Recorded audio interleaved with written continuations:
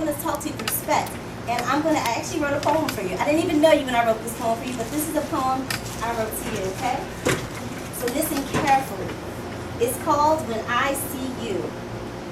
When I see you, I see a world of possibility. When I see you, I see a world of second chances.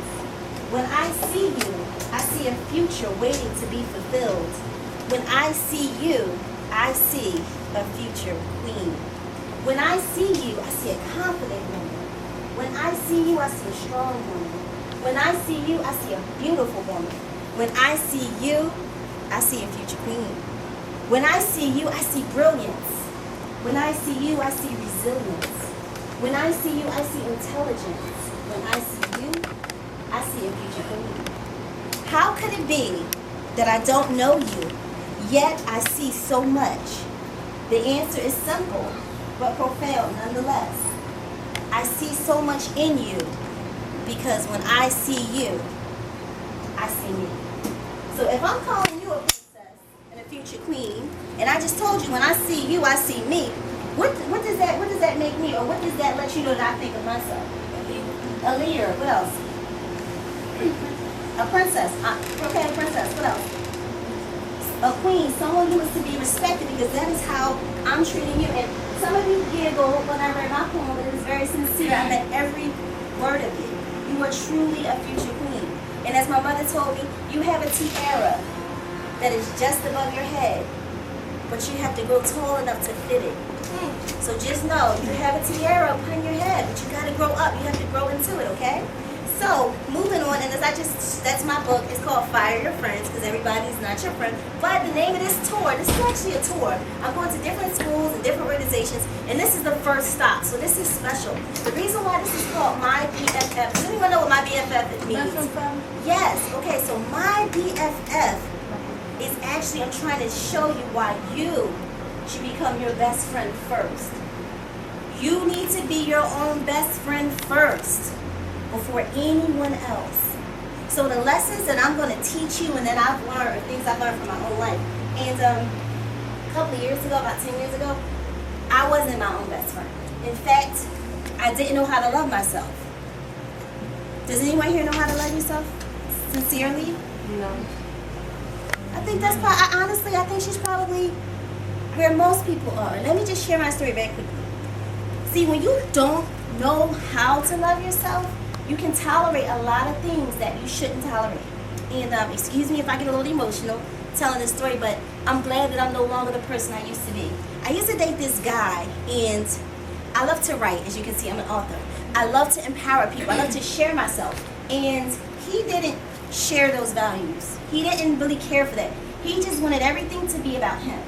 And see, when you love yourself, you make better decisions.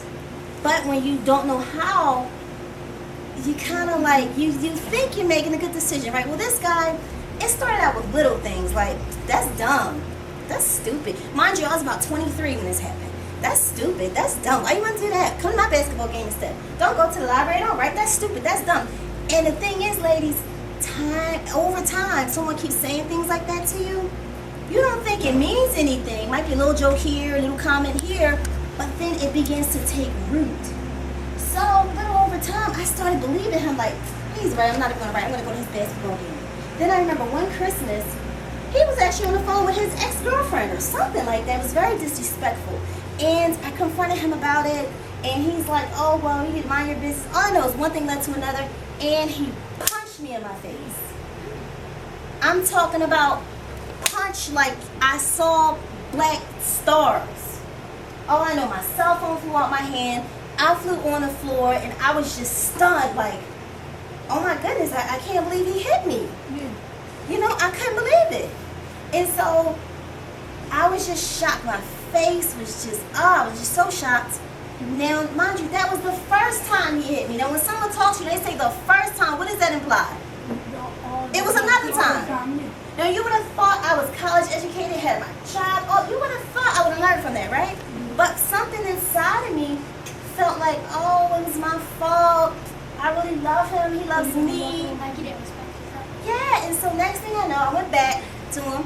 And next time, women always say, they hit you once, they'll hit you again. The next time we got into an argument, and this time it was worse. Before it was just a one punch.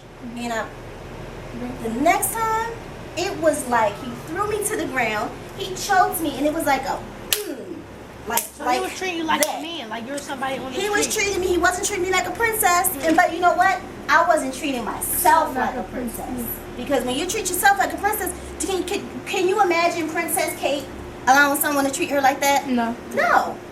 So after that, I kind of started pulling myself together. Like, I deserve better than this. I'm worth more than this. And what saved me was what I told you earlier on. It was my gifts, my gift of writing. I started writing about what I was experiencing. And that truly helped me. So that is why it's so important that you begin to love you. In this workshop, I'm going to teach you how to do that. But I had to be real with you. Okay? So I told you I'm speaking to you like the future queens that you are. But also imagine me as like your aunt. You're very cool aunt. You can tell everything to. She's funny. She dances. She thinks she can rap. All that stuff. Does anybody have a person like that in their lives? Just raise your hand. All right. I'm her right now. I'm her. Okay? So we're moving on. We're actually going to do a very cool exercise so I can build you ladies up. And I'm going to share one of my favorite quotes